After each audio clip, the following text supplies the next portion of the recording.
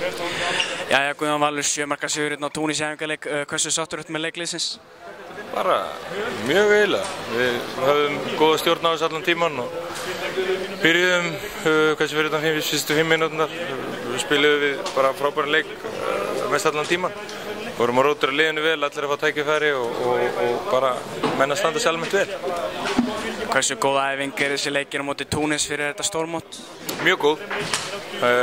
Úrslitin kannski eða staðan eftir fyrstu 40-45 mínúturnar segir engan veginn til styrk þessa liðs. Þetta eru menn sem eru miklu betri í handbolta heldur en þeir voru að sýna í dag. Það er alveg klart mál. Ég veit ekki hvort þið séu eitthvað hræddir við myrkrið og snjóinn en þetta er mjög gott handboltalið. Þeir eru að spila líka svona, það vísir defensíva 5-1 vörn. Við lendum á móti 5-1 vörnum í riðlinum á HM, þannig að það er frábært að fá þessa leiki.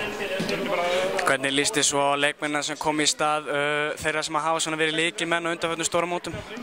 Bara vel. Mér líst vel á alla sem voru inn á í dag og allir að skila sínu, hvað sem það voru stór hlutverk eða lítil. Mér fannst menn einfaldlega bara að standa sig vel. Hvað fannst þér annars sem þinn eigin leik í leiknum? Það er ykkar að dæmi það, ekki mín.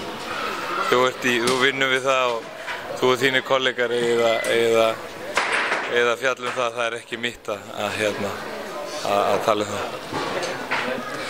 En hvað fannst þið svona mætingunni Laugardalshöllinni í kvöld? Ég hefði náttúrulega viljað að fá fleiri en þegar maður heyri það maður að keyra í leikinn þá eru fjölmiðlar farnir að vara fólk við að vera á ferðina því að veðrið var það vont, þannig að maður verður líka að hafa skilning fyrir því að fólk kannski taki öryggi fram yfir og horfa leikinn í sjónvarpinu. En auðvitað vill maður alltaf fá fulla höll en ég er samt sem áður bara þakklátur þeim sem að komu en vonandi verða þið fleiri á morgun.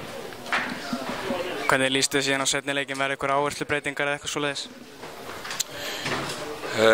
Nei, það verður kannski ekki miklar áherslubreytingar, við kannski prófum eina nýja vörn eða höldum áfram kannski að gefa mönnum tækifæri að spila þessa vörn. Sverrir er í frí á morgun og þannig að það eru aðrir sem að fá að koma inn og sýna sig.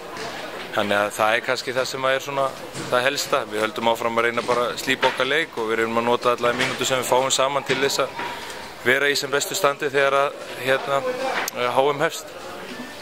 Fulli bjartsýni fyrir mótið, eða ekki? Já, því er ekkert annað með.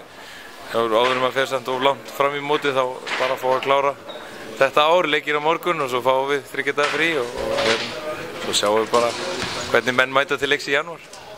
Takk fyrir.